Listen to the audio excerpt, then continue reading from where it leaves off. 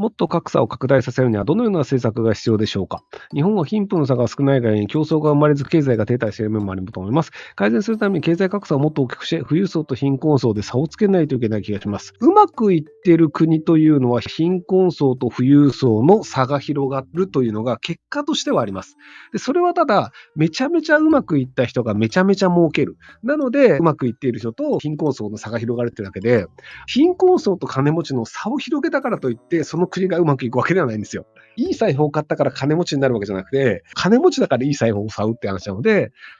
金持ちで仕事をしたい人たちがいろいろ自由にできてめちゃめちゃ金儲けをしやすくすると、結果として金持ちはどんどん金を増やす。なので、その国はうまくいって税収も回るっていう話なので、格差を広げたからうまくいくというわけではないです。結果として格差が広がるという話です。金融所得課税の話が出てきますが、富裕層がさらに海外移住すると日本にとって悪循環ですがどう思いますか？日本人で本当にね、海外移住できる人あんまり多くないんじゃないかなっていうふうに結構思うんですよね。日本って治安いいよねとか、日本って割とサービスレベルが高いよねっていうのもあるんですけど、で、そもそもの日本人って大体日本語しか喋れないんですよ。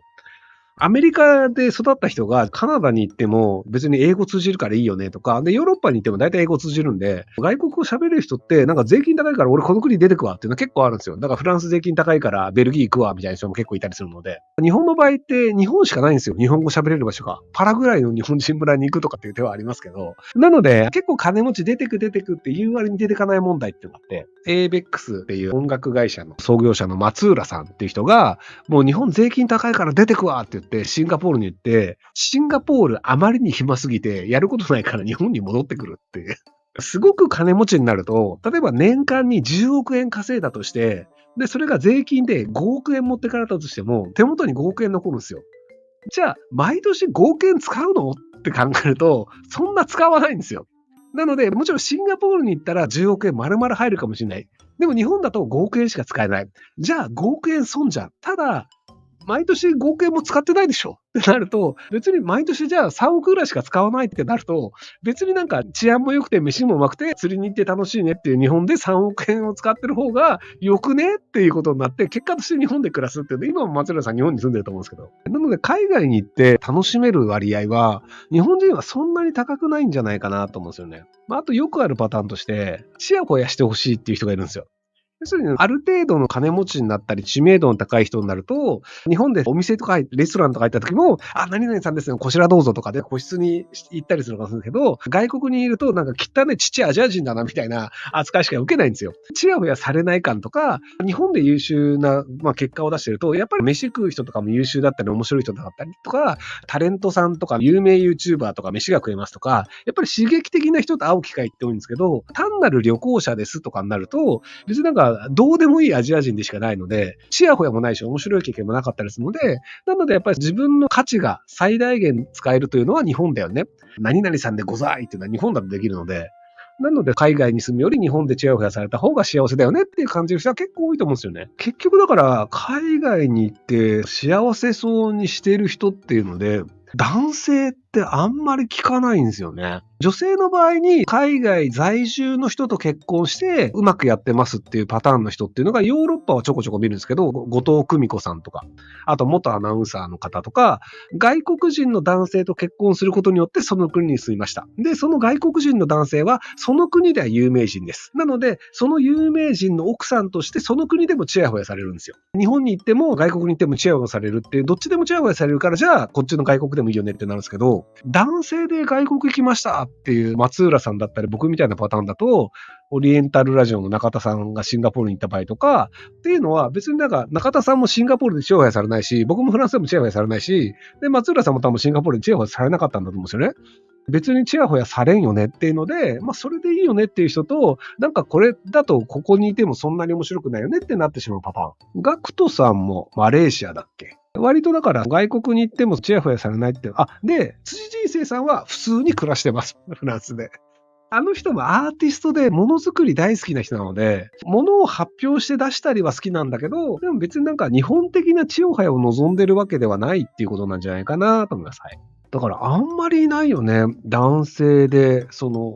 外国に行って、日本だとすごいチヤホヤされるけど、外国に行って幸せになってますっていう人って、そういう意味でいくと、やっぱりなんかあんまり多くないのかなっていう気がするんですよね。海外に行ってなんか楽しいですって。そう、仲間と一緒に遊ぶのが好きなタイプの人ダメなんですよ。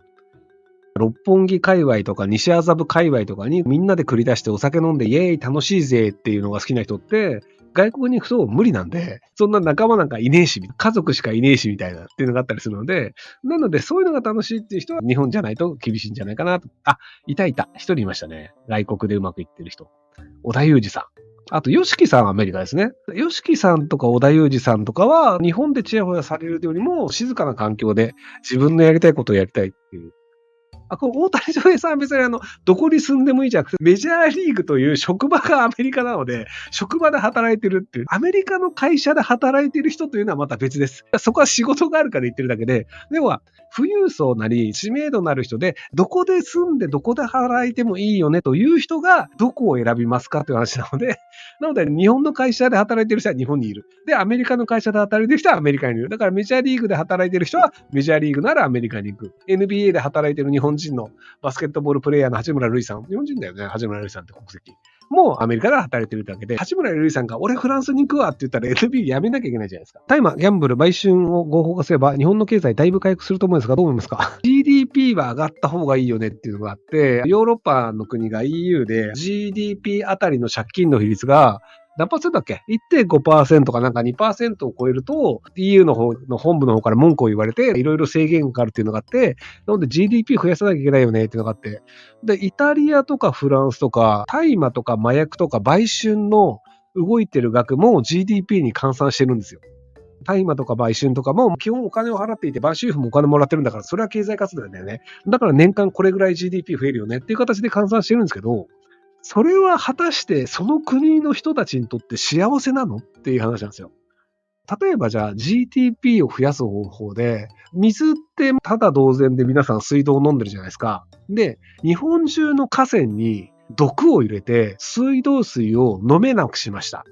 なので、これからの料理はすべて皆さんペットボトルで買って、風呂入るときもペットボトルで買って暮らしてください。これね、日本中の GDP めちゃくちゃ上がりますよ。水道料金普通1000円、2000円ぐらいだと思うんですけど、全部ペットボトルでやると、多分水道料金2万円ぐらいになると思うんですよね。そうすると、本来1000円ぐらいだったものが2万円になるので、2万円かける2億人なので、2兆円ぐらい月に増えるんですよ。なので年間でいくと24兆円の GDP が増加するんですよ。で、その GDP が増加するのが24兆なんですけど、ペットボトルの水というのが、日本中の人が消化する分っていうのが、どんどんこう流通させなきゃいけないから、じゃあそこのトラックのガソリン代だったり、交通費だったり、高速代だったり、人件費だったりっていうのも上乗せになるので、40兆円分ぐらい GDP 増えるんですよね。売上も増えたし、GDP も増えたし、良かったよね。っていうのが GDP が増えると人間が幸せになるというふうに言ってしまうパターンの人なんですよ。GDP が増えること、売上が増えることというのと、で、経済が回復することと、そこに住んでる人たちが幸せかどうかは全然別の話なんですよ。例えばその温泉地で、近所に住民たちが入れるような温泉があって、200円、300円で温泉入れますみたいなところってあったりするんですよ。そこの温泉が使えなくなったら、仕方なくみんな家で風呂を沸かして、ガス代払って、もっと高い金を使って、普通の水の風呂に入るんですよ。でも、温泉があった方が人は幸せじゃないですか。でも、温泉なくした方がお金は回るし、GDP も上がるんですよ。人の幸せにとって、果たして GDP を高くすることが幸せなのか、売上を高くする方が幸せなのか、大麻、ギャンブル、売春というのを自由にして、で、それをこう、なんか、お好きにどうぞっていう方が幸せなのかっていうと、また違う話だと思うんですよね。数値だけで物事を考えようとするっていうのは良くないんですよね。うちの水、硬水なんですよ。結局、家でコーヒー飲むときにね、ペットボトルの水で飲みたがるんですよ、うちの彼女が。僕、水道水でミーハーなんですけど。ペットボトルで買わなきゃいけないっていうのがあったりするんで、売り上げが上がるからそれは社会にとって良いのであるっていう考えも、なんかちょっと違うんじゃないかなと思いますけど。ご視聴ありがとうございます。今回の動画はこちらからの切り抜きになります。